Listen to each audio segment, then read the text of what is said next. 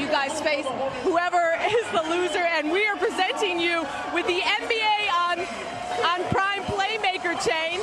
And Lamelo, look, it's live actual play. I can keep it. Well, can you keep it, Hez? Oh, you can keep it. This is for you. Thank you. I mean, with a play like that, you deserve that drip. Congrats on the win, and for the NBA Prime Playmaker chain. And look, it's plays from tonight. I appreciate you. Thank you. You got it. You know, I really hate NBA GMs sometimes, right? So Lamelo Ball was traded to the Minnesota Timberwolves as of yesterday for Naz Reid and multiple draft assets. Looking at it from the side of the Minnesota Timberwolves, I think this is a good move. I'm not sure how much it puts you over the Western Conference in terms of the Spurs, in terms of the Thunder, especially since you lose Naz Reid, who was a great on and off ball shot creator. I think that you have to find a 4 that's somewhat substantial to replace him, or get a couple of guys out of this market that are going to add to your depth. Now, with that being said, Lamelo Ball is going to make life way easier for Rudy Gobert, Jaden McDaniels, really anybody not named Anthony Edwards who may struggle to shot create on their own. And granted, Jaden McDaniels took a crazy leap as a shot creator this year as well, especially in that playoff series against the Denver Nuggets, so I don't think that's going to be as much of an issue. Minnesota also retained Ayo Dosunmu as well. I think that's a good pickup for them. 6th man of the year caliber player on a contract that, all things considered, 5 years, $112 million. That's actually pretty good, especially with the whole apron thing and how the market is looking. It's really interesting, right? Because Lamelo Ball, he's not a player that necessarily puts them over the top given the roster, but Anthony Edwards now has another ball handler to defer to.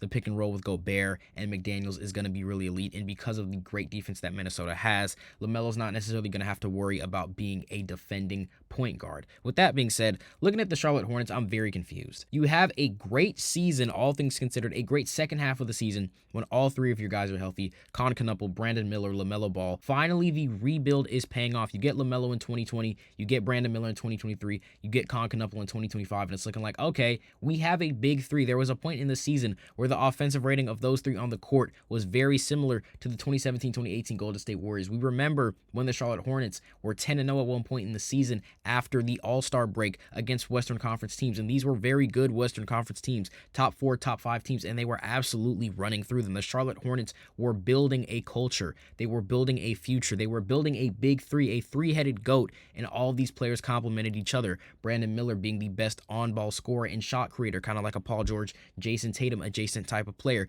You had Con Knuckle being the Klay Thompson shot creating, pick and pop guy. That was his job. Lamelo Ball, he can score as well from all areas of the court, but also be a facilitator. I'm not comparing them to the Golden State Warriors, the KD, Klay, and Steph trio, because that's how dominant they could have been. But when we look at their skill sets, they fit similar niches, but Lamelo trading Steph's offensive potency for playmaking potency. You build that finally in Charlotte, because the rebuild after Kemba Walker was taking who knows how long. You get Kobe White, you make good moves, and then you say, you know what, fine, we want Naz Reid. And the crazy thing to me is a lot of GMs feel like the Hornets won this trade. I'm not sure how they view Lamelo Ball, but when you have a top 5 playmaker in the league, arguably a top 2 playmaker in the East, only behind Tyrese Halliburton, it's really confusing to me why you would want to blow that up for Naz Reid, a guy who's older and he's not an elite guard. I understand you got Kobe White. You signed him to a 3-year, $74 million deal. You saved money in terms of not having to spend that bag on Lamelo. But now it's like, where do you go? Because if you're a play-in team again and you don't do anything in the Eastern Conference,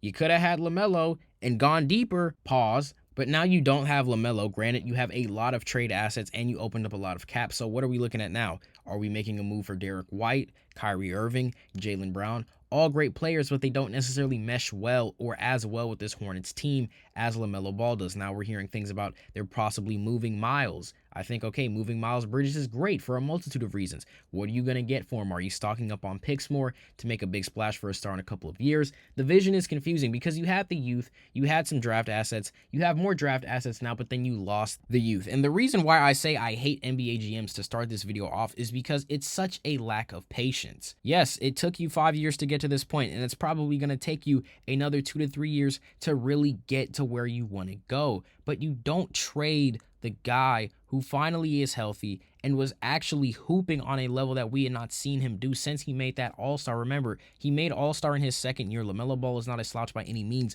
It was literally just his ankles. Again, very similar to Stephen Curry, right? We have a player that I'm not going to call generational, but in terms of how well he fit into Charlotte and the culture, and then the team you build around him, you get an off-ball guy in Con Knuckle and you get Brandon Miller, both scorers who can score on and off the ball.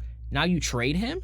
And now Kobe White, he's great, and I think he's going to have a great season, probably near 20 points per game, especially without LaMelo, but he's nowhere near the playmaker of LaMelo Ball, and LaMelo Ball was the system of playmaking for Charlotte. Everybody ate when LaMelo was on the team, but if you're a GM and you're saying, we got to move off this kid after we had finally one good season and we're seeing this vision play out, it makes absolutely no sense to me. Again, Naz Reid is a stud. He does exactly what he needs to do, but I am not swapping Naz Reid for LaMelo Ball straight up, even with cash considerations and draft capital, because LaMelo Ball fits way better with this Charlotte Hornets team. It's just really confusing to me. With that being said, though, guys, that is going to do it for us today. Again, as always, if you enjoyed the content, make sure to like, comment, share, and subscribe. Follow all of these socials in the description wherever you get your basketball content. We are there, whether it is X, Threads, Spotify, TikTok, YouTube, where you are watching this video. And again, for the last time, if you enjoyed this content, make sure to like, comment, share, and subscribe, and we will see you all in the next one.